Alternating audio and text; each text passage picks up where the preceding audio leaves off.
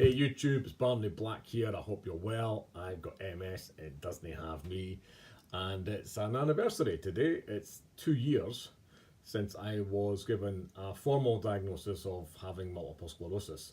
So happy anniversary, balloons and bunting and all that.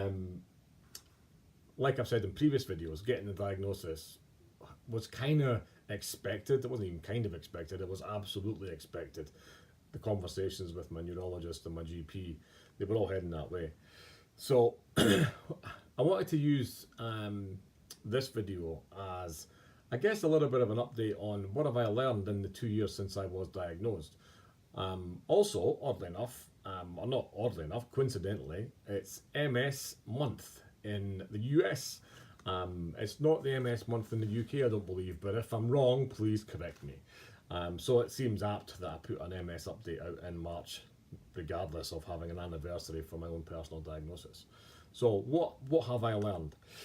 Well, the first thing is it's good to talk. It's good to talk with people. When I was first diagnosed, it really was a very, very small number of people who got to know about the that outcome. My other half, now my wife, and I think probably one other person, but apart from that, it was a very, very tight group. That slowly increased, but I still didn't have any real outlet. I could speak to my neurologist, I could speak to my GP as and when I saw them.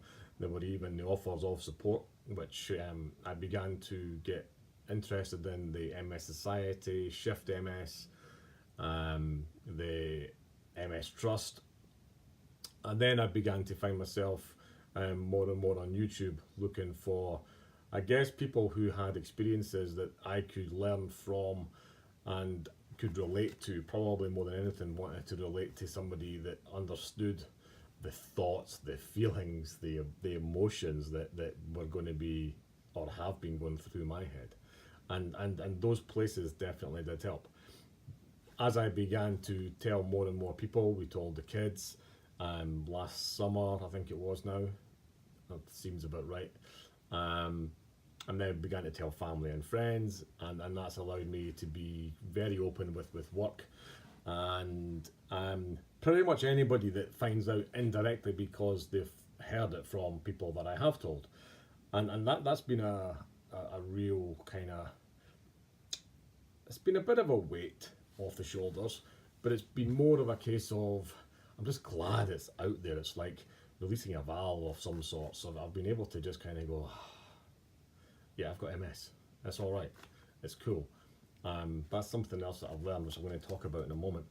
But reaching out to like-minded people. I recently went to a coffee afternoon, which was great, with some people that I managed to hook up with through the Shift MS website, and that's going to continue. I joined a local group in Perth where I live, and that was really cool as well, just because you could see and hear people's experiences, and it was just a social outlet with people that actually they didn't need to ask you a huge amount more than who you were and what brought you to that particular event. So yeah, one of the key things is good to talk. It's definitely good to have an outlet, a source, whether it is through YouTube communications, whether it is through the official organisations, or you find out through friends and family, people who have maybe either got MS or they've got experience of people with MS.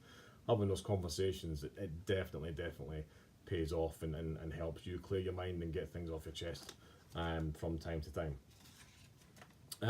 Speaking about YouTube, there's a number of YouTube people, I'm having to look at my notes here, that I kind of go to on a fairly regular basis, and they are fairly regular contributors to YouTube, which makes keeping up with their journey fairly easy to do. So there's a guy called Neil Bradley, who's really honest, really open, and him and his wife, they're regularly sharing his journey and the challenges and his highs and his lows that he goes through. So I don't know if you'll watch this, Neil, but thank you for sharing your videos with everybody that sees them.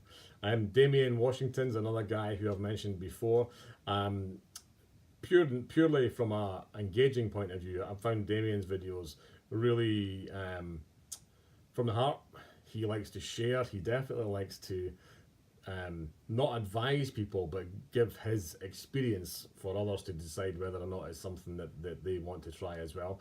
And he's done a couple of kind of interactive videos as well, where he and someone else who, in one case they didn't have MS, and then in the other it was someone that had MS, and it was just a conversation, and it was observing two guys, or a guy and a girl, in one of the videos, just talking about how they go through things, what their challenges are, and how they overcome them, or how they try to overcome those things.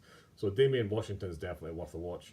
Shift MS, like I've said, there's a lady called Mallory Shiplin. I hope I said your second name properly, Mallory, but if not, you're maybe not even watching this anyway, so it won't matter. But she's someone else who's really honest, really funny, and really, yeah, she doesn't pull her punches. She lets you know how it is and what's good and what's not so good whenever she shares her thoughts. So yeah, I guess that's just emphasizing it's good to talk. It's good to find people that you have similarities to, differences with, just a connection which helps you deal with your own personal situation. People care. People care when they find out, particularly because they know that you're actually just cracking on with life and everybody else is. They care. They want to know that you're all right. The first thing that many people have asked me is, how are you? I didn't realise. And nobody would realise it, because it's not something which I've kind of put out there any more than just recently. And it's not important that people didn't know, because even if they did, it wouldn't change anything. And now that they do, I don't want it to change anything in the relationships or the dynamics of the relationships that I have with people. That's probably easier said than done, but I think because I crack on in the way that I do with things, it probably does mean it's business as usual for the vast majority of people. Friends and family seem to be kind of quite cool and don't ask too many questions too many times. I keep them updated, which maybe helps that situation. But because I've said to people, look, it is okay, it's managing the situation, or the situation is being managed. And like I keep saying on my videos, I've got MS, it doesn't have me, and I want people to know that. I genuinely want people to know that, because people worry. So please don't worry. It's cool. It's one of those things. It's something which is quite an odd condition to have, and I consider myself at the lesser end. If there was a scale of MS symptoms, right? I regard myself being down here.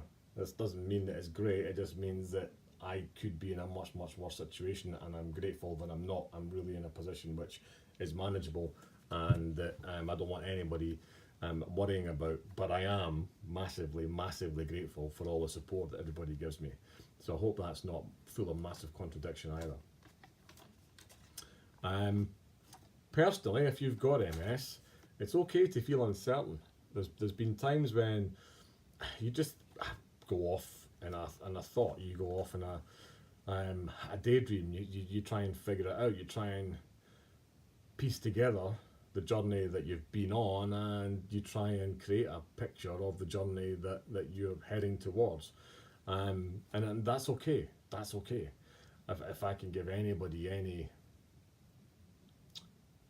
advice, it's okay. You know what? You will have moments when you're maybe feeling a bit pissed off, or a bit flat, or a bit dejected. That could happen any day of the week, and it could happen whether you had MS or not. And you know what?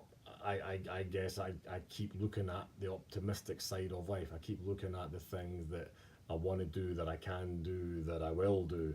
And yeah, it's that doesn't mean that there aren't times when I just think, oh God, I've just had enough.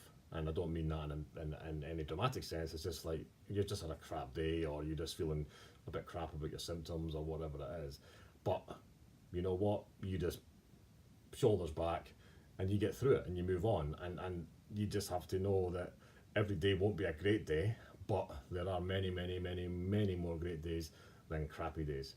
So I hope if you've got MS, or if you know anybody with MS, that they can have that outlook as well. And I know that can be really, really difficult, particularly because I've just said I believe I'm at the lower end. If you've got much more debilitating symptoms than what I've got, then I can appreciate, and I definitely don't want to patronise anybody, that you should always be looking on the bright side of life, because I know some days can be tougher than others, but it's okay, you'll get through